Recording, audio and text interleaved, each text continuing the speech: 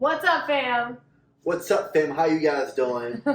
We want to give you guys a life update because I know you have questions. Like, what are you guys up to? What are you still doing here? I know you see the Instagram stories and you are confused.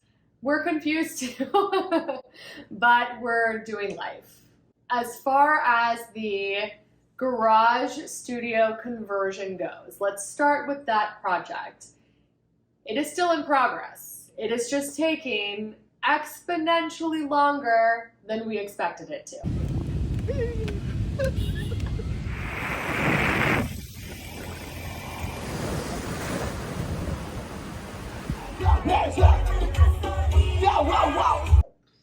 Exactly, yes. Well, the thing is, when you are following the city's guidelines, things will take time, a lot longer than we initially thought, because we never planned for having to do a setback for the fence Yeah. on the survey. That alone was a process in itself. It took about what 3 months at least. So we thought that it was going to take us 3 months in total to do this project. We have now been home for 5 months and we have not even begun construction on the garage because what V was talking about, the setback, is we had to get a variance approval because technically the neighbor's property line is only 3 feet from the garage and it needed to be 5 feet from the garage. Even though the fence is still 5 feet away. Yeah, the fence that they built is 6 feet from our garage. 6 feet, yeah. So we didn't realize that the property line was only 3 feet until we started getting into the process. And they only do these variance approvals on a quarterly schedule. So by the time we realized this, it was like the end of that quarter and we had to wait for the next quarter. So thus, instead of it taking us a couple of months to do everything, we had to wait 3 months just to do the approval process. So we got that 3 weeks ago. 3 weeks to a month, yeah. Yeah, 3 weeks to a month ago, which at that point, we could bring an architect in to do the structural drawings because I was able to do the layout drawings myself. V was able to do a lot of the paperwork for the variance as well. So like we didn't need help doing the variance paperwork. We were able to get that done and that approved ourselves.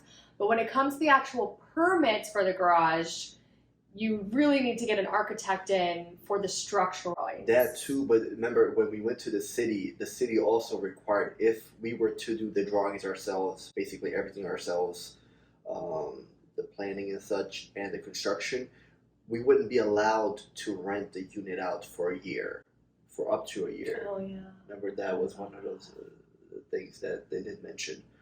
So which also would have been fine because we plan on actually living in the unit ourselves and renting the house out.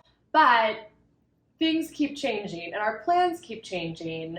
And since it's taking so long, like we would potentially, maybe be renting it out before a year is up because we plan on hitting the road again as soon as all these projects are done.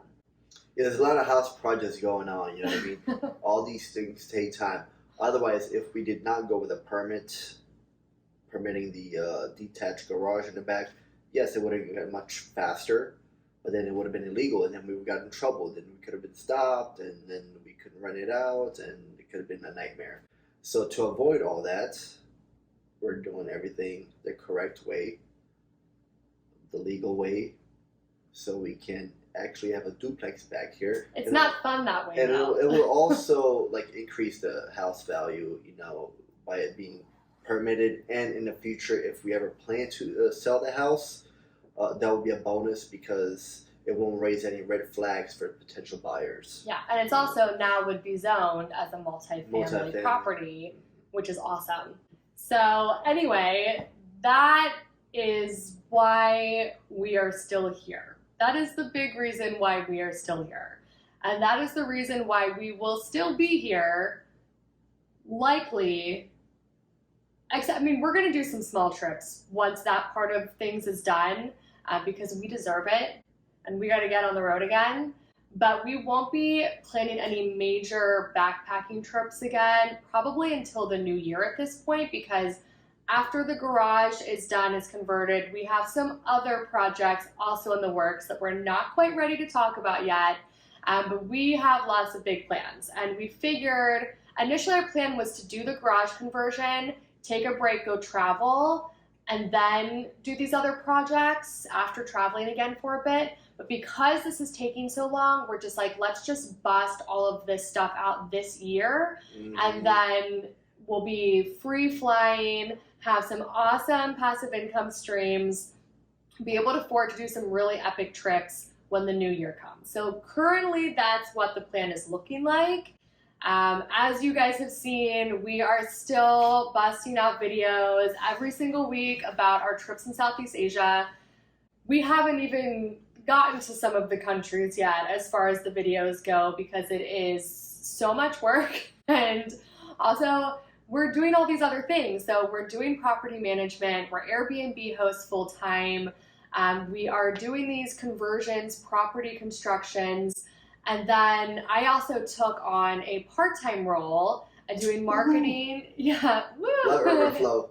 Doing marketing and events for a non-alcoholic bottle shop. Actually, the first non-alcoholic bottle shop in all of Florida. Go check it out. Yeah, Urban Flow in St. Pete. That's HERBAN Flow. Find your flow at Urban Flow. But that has been really awesome because we have been on a self-discovery journey as well of like not necessarily being 100% sober all of the time. I guess the new term is like being damp, where like you might have a drink here and there, but mostly not. In any case, like when we are home, I don't think, I mean, we've had those alcoholic beverages in there since... Yeah, my family was here. Yeah, they were here a month ago. And I don't think I've drank one. And so we still have all of these like cocktails in a can left over from when they visited, and I've kind of been trying to pawn them off on guests to get rid of them little by little, and we'll keep some for when we have guests over that are drinking, but we're really just not drinking right now. I had one beer on my birthday, and other than that, I didn't drink for weeks prior, and I haven't drank since. And I think V's pretty much on the same. That would be the goal, honestly. Like the only time I've like really had a beer was at soccer, after soccer, because there's no better feeling than or having a beer than after you run for like an hour and a half, 2 hours, and then just having one. It just tastes the best. But other than that, no, I mean, it's not really necessary, nor do I crave it. So yeah, that's the only time really I think I've drank is after soccer. Yeah. And I have also been battling a nicotine addiction for literally half my life because I'm 31 now and started smoking when I was like 15, 16. So proud of this girl for doing this. And I haven't been vaping at all for like, I don't know, a month, weeks before. And then I had like a day where I did, and then I did for more weeks. So for me, what's working is taking the pressure off of like counting the days. Like it's one day at a time. As soon as I start counting it up, like I literally don't even know when it was that I stopped or haven't done it since. I just know that it's been like a month plus, which is like a long time for me. But it's just like when I put that pressure on myself of like, okay, it's been a week, it's been 2 weeks, something in my brain when it's like, all right, you're about to hit a month, or like whatever it is that deadline I put in my brain of like, oh, it's about to be 2 weeks, it's about to be 2 months. As soon as I put that pressure on myself, something in me is like, you need to vape now. Like you need nicotine now. And like, I don't know what it is, and I'm working on my brain in a lot of ways. I'm working with it, working on it. It's probably to tell yourself, like, well, you did a good job, so now you can have, or maybe you can vape for a day or two. You know what I mean? But that's a cycle you don't want to get into, because when you do that, then you'll just basically continue to do it every single day. Once you pick it up and you're like, it's like a relapse. Oh, I was able to pick it up and then put it down. Well, then it's like maybe you picked it up for one day, and then it's a week later, and then after that it's 3 days later, and then after that it's every day again. Like that's how it's gone for me in the past.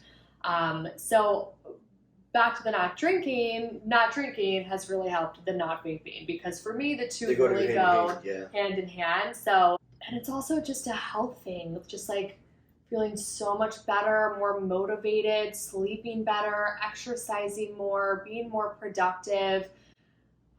For me, it's just like focusing on putting good things into my body that make me feel good and help with mental clarity and physical health, versus putting things into my body that I know are bad for me in the long run, and I'm just gonna feel like shit afterwards. Oh, another thing I've also noticed that we've been doing is like we've been eating much better, eating at home a lot more often. I think this is just another good thing we've been doing to kind of save money, to not splurge on big ticket, like going out to lunches every single day like we did before. It's much healthier and also saves us a lot of money. You know what I mean? That's also the amazing thing about not working a 9 to 5 is that we have time to cook for ourselves, to feed ourselves. Yeah, go to the grocery store, make our own lunches. But not even that. When we did work, you know, you didn't want to. When you're working a 9 to 5, you didn't want to go ahead and. I mean, it was. I didn't want to personally. I didn't want to go ahead and prep. I used to like going out to eat during my lunch hours. Because you want to leave the office. Because you want to leave, yeah. You're stuck there. That's your opportunity. Lunch break. Let me get out of here. That was the best thing about it, yeah. But not. I mean, I can't imagine how much money I spent on just lunches while I was working. I mean, it was every single day. You know, if you add all that up a month, you know, like probably at least a couple $100. You know. So we are doing well with our Airbnb and property management businesses. The summer is slower in Florida. Expected, you know. It's expected to be slower. But that's okay because we're working on all these projects, so we have more time for that stuff. Like, V is literally building a shed. Well, that's another thing, yes. In order for us to store all our personal belongings, we needed something like a shed. So we were building a shed in the back so we can put all our stuff back there and then finally start on the garage as well. So. Yeah, because we're losing that garage storage space.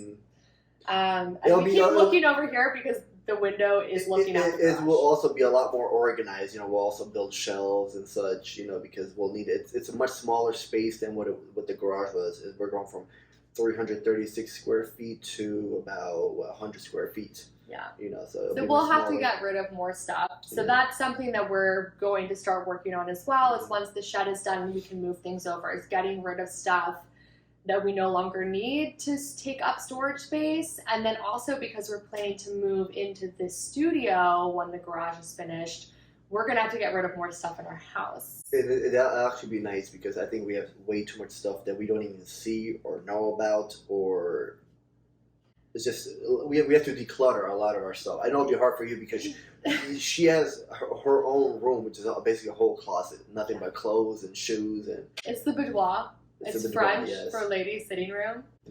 But we got rid of a lot of stuff before we went on the trip, right? Like, we've talked about this before. Like, I think we literally got rid of a third of the things that we owned. So I don't think it's going to be that bad of downsizing further. But there will be certain things that like need to be downsized. Like, I have a lot of arts and crafts. I'm not going to have room for all of that stuff. And I don't use like almost any of it anyway. Yeah, well, when was the last time you can actually remember that you've used it since we've been together? Like last week when you were at soccer. Okay, but like other than like it's smaller stuff, but yeah, but like a whole house worth of freaking so supplies. I have too much craft stuff that's not being utilized. She could start classes right now and have like 5 or 6 people I could start a craft store. Yeah. So yeah, we'll be donating a lot of those things and downsizing on that. Also downsizing more on clothes again, like we did before we left, but we can downsize again. Oh, for sure. We don't both need of us can. Yeah. So that'll be a good thing to do. But yeah, so the Airbnb is going well. I think we want to make a video.